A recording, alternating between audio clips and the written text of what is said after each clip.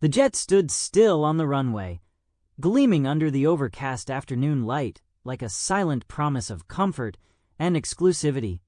Inside the business class cabin, all was quiet except for the soft rustle of newspapers and the gentle click of seatbelts being fastened. LeBron James, towering and composed, ducked slightly as he entered the cabin, his custom black travel hoodie pulled slightly over his head, a subtle attempt to keep to himself. The few passengers already seated glanced up, some with curiosity, some with recognition, and one or two with quiet awe, though no one said anything. LeBron moved with the calm familiarity of someone who had flown more times than he could count, his boarding pass in hand, his duffel slung casually over one shoulder. A steward in a sharp navy uniform nodded respectfully, pointing him toward his seat near the front. LeBron gave a polite nod in return, settled into his spacious window seat, and exhaled slowly. The soft chime of the overhead system signaled final boarding as the cabin door hissed shut. Then, footsteps, sharp and deliberate. A female voice rang out crisply, "Tickets, please." It was the stewardess, tall, blonde, with the kind of posture that suggested she took her role seriously. She moved from seat to seat, checking each passenger's boarding pass with a tight smile and a quick glance. As she neared LeBron, her demeanor subtly shifted, her eyes narrowing, her mouth hardening ever so slightly. She stopped in front of him, staring for a beat too long. "Ticket," she said, her voice louder than it needed to be, drawing attention. LeBron, unfazed, reached into the front pocket of his hoodie and handed it over. She snatched it with a sharp movement, glanced at it, then looked at him again, this time her eyes scanning his face as if trying to match a picture to a profile. Then, unexpectedly, her voice rose. "You can't be here."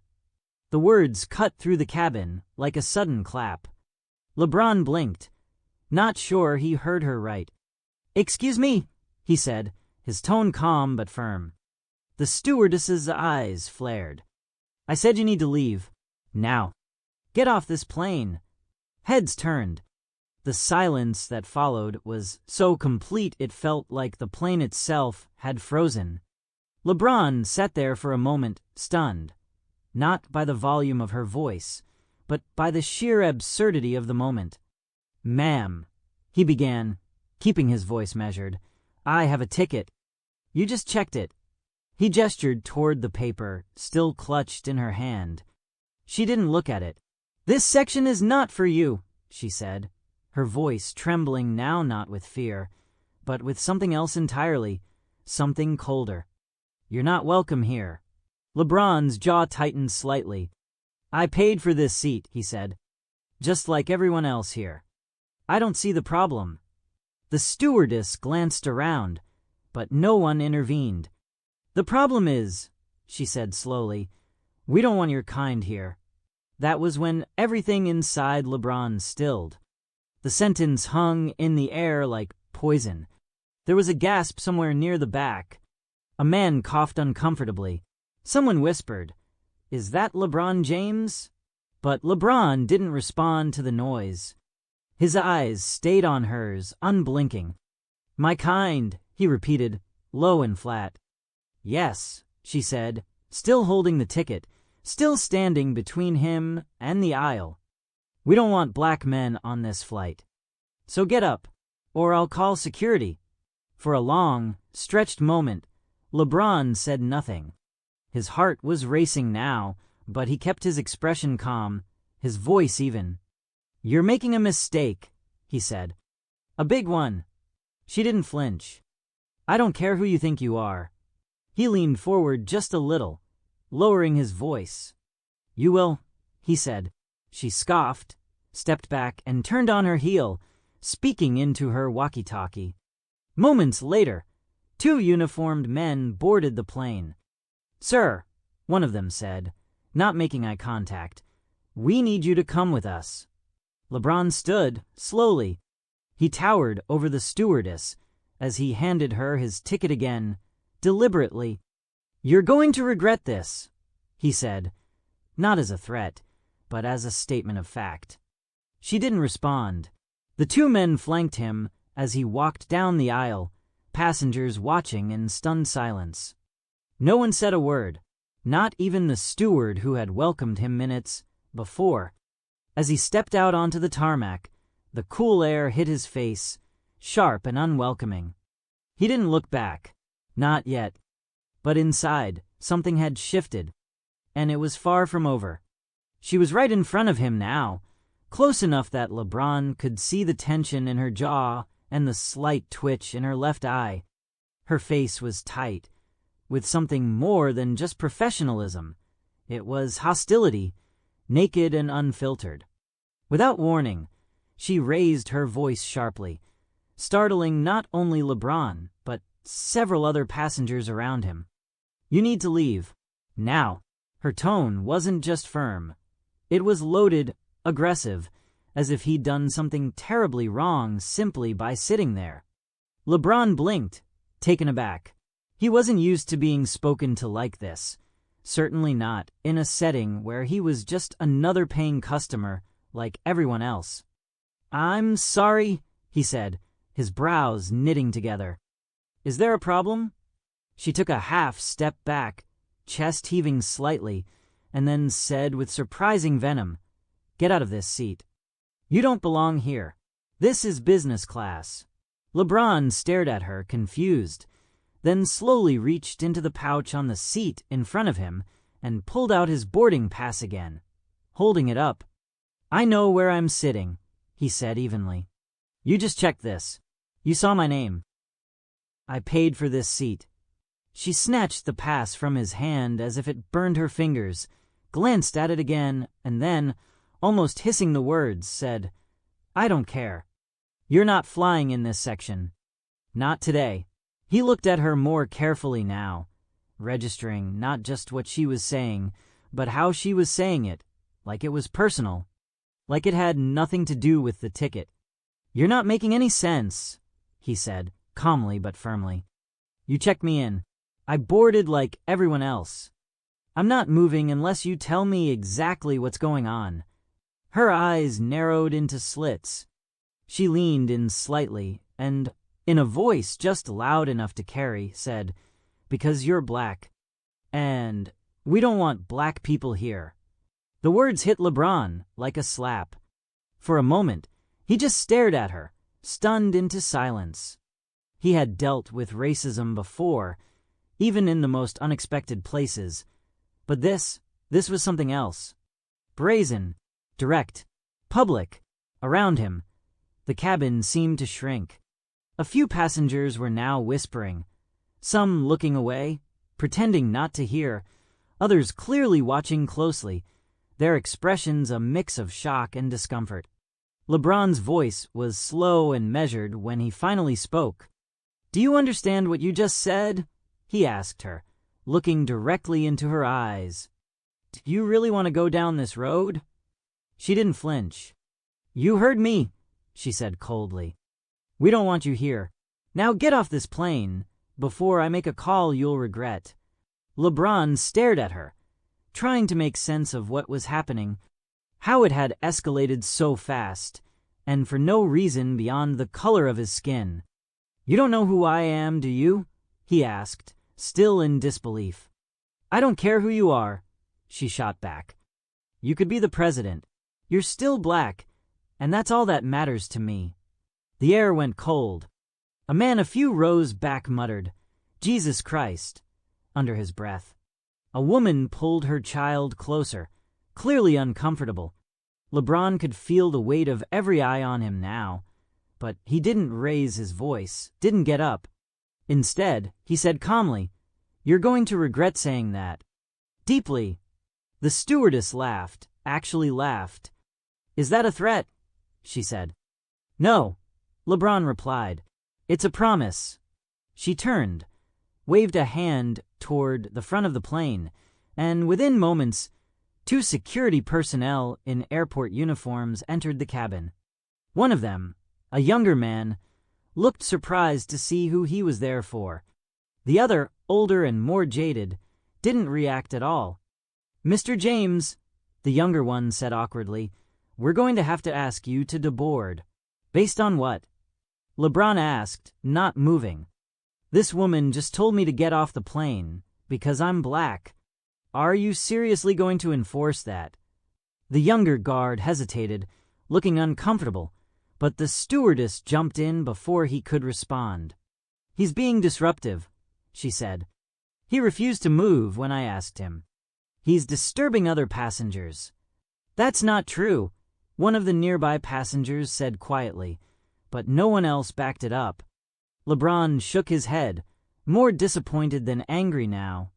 He stood up slowly, towering over her again. "This isn't over," he said. "I hope you understand that. You didn't just insult me. You exposed yourself." She looked away, but the smugness never left her face. "Goodbye, Mr. James," she said mockingly. The guards flanked him as he walked out, but he didn't rush. Every step was deliberate. Every second burned itself into his memory.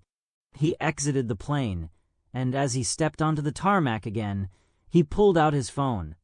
His fingers moved quickly, not in rage, but with purpose. Contacts, calls, legal team, PR team, sponsors. The truth would come out. And when it did, that stewardess's smug little grin would vanish. He would make sure of it, not through anger or shouting, but through something far more effective. Accountability, because she didn't just mess with a passenger. She messed with LeBron James. The sun had barely risen when the sleek black SUV pulled up in front of the private terminal of the same airport LeBron had been ejected from just 24 hours earlier. The early morning light cast long shadows across the runway, but LeBron wasn't here to reflect. He stepped out of the vehicle dressed in sharp charcoal slacks, a tailored overcoat, and a quiet fire behind his eyes. He wasn't alone. Beside him walked a man whose face radiated quiet power, the CEO of the charter airline company, a man who rarely made public appearances, but was suddenly very, very present. Word travels fast, especially when it involves someone like LeBron James, and when the incident went viral overnight, cell phone footage from a silent passenger, audio recordings, even eyewitness tweets that recounted the horror of what had happened on that plane, outrage followed like a tidal wave. Sponsors pulled out, influencers spoke up, journalists dug deeper. The company's reputation began to crumble under the pressure, and the board demanded action. Now here LeBron was, returning not for vengeance, not with anger, but with resolution. As he walked through the automatic glass doors of the terminal, heads turned again, just like the day before, but this time there was no confusion, no awkward curiosity. There was recognition. There was tension. Staff froze, phones lowered mid-scroll, and eyes darted toward the gate where she would be. The stewardess, the same one who had kicked him off, humiliated him, and thought she would never face any consequences for it. She was there, standing behind the counter with a headset on, her demeanor tense, her eyes scanning the lobby without focus, until they landed on him. And when they did, the blood drained from her face. She straightened, dropped the headset, and stumbled out from behind the counter as if propelled by panic itself. "Mr. James!" she called out, her voice cracking under the weight of realization. I didn't mean yesterday wasn't what it looked like. I was under pressure. I wasn't myself. But he didn't stop walking. He didn't slow down. The CEO beside him kept pace, silent but solid, his face unreadable. The stewardess hurried after them, her shoes tapping frantically against the polished floor. "Please," she cried. "I didn't know it was you. I thought someone said there was a mix-up. I was just doing my job. I'm not racist. I'm not." LeBron finally stopped. He turned to her slowly, looking her straight in the eyes. She fell silent, the momentum of her excuses catching in her throat. "You didn't know it was me?" he asked quietly. "So it would have been okay if it was another black man, one who didn't have millions of followers, one who couldn't defend himself publicly." Her mouth opened, then closed, then opened again. No words came. "You judged me," he said. "Not because I was loud or rude or wrong, but because of the color of my skin. You humiliated me in front of a cabin full of people. And when you were confronted with the truth, you didn't apologize. You doubled down." "I'm sorry," she said, almost a whisper now. "I was wrong." "Yes," he replied. "You were." The CEO stepped forward. He didn't raise his voice. He didn't need to. "Your conduct was unacceptable, and it violated every core value this company stands for. You are hereby terminated, effective immediately." Her eyes filled with tears. "Please," she pleaded, reaching out slightly, but no one touched her. "I didn't mean it. It was just one mistake. One bad day." LeBron didn't respond. He didn't need to. The silence was louder than any words. She stood there shaking, realizing the gravity of what she'd done, realizing too late that her actions weren't going to be buried. Not this time. A security officer gently stepped beside her, not aggressively, but as a formality, ready to escort her out. She didn't resist. She just stood there, blinking back tears, watching as LeBron turned away from her once and for all. Back in the lounge, LeBron was greeted by a senior flight crew who had clearly been briefed. This time, the respect was unmistakable. "Mr. James," one of them said with a formal nod. "Your jet is ready whenever you are." He nodded in return, calm and composed. Before boarding, the CEO handed him a folder. Inside, a signed agreement. Lifetime complimentary flights with their airline, unrestricted, unconditional. "We want to make this right," the CEO said. "Not just with you, but with every person of color who's ever been made to feel unwelcome where they belong. It starts with this, and it won't end here." LeBron didn't smile, but he gave a slow, respectful nod. "I'm not flying for the perks," he said. "I'm flying because I refuse to be erased. I belong here. People like me belong here." The CEO extended a hand. LeBron shook it, and then he boarded the jet, the same one he had been removed from not 24 hours ago. The same seat, the same aisle. But everything was different now, not because of vengeance, but because of justice. The engines roared to life, and as the plane took off into the sky, the city below growing smaller and smaller, LeBron looked out the window, not in triumph but in clarity. This wasn't just about him. It was about all the unseen passengers, all the quiet humiliations that had gone unchecked. Today, one of them had been held accountable, and that meant tomorrow might look different for someone else.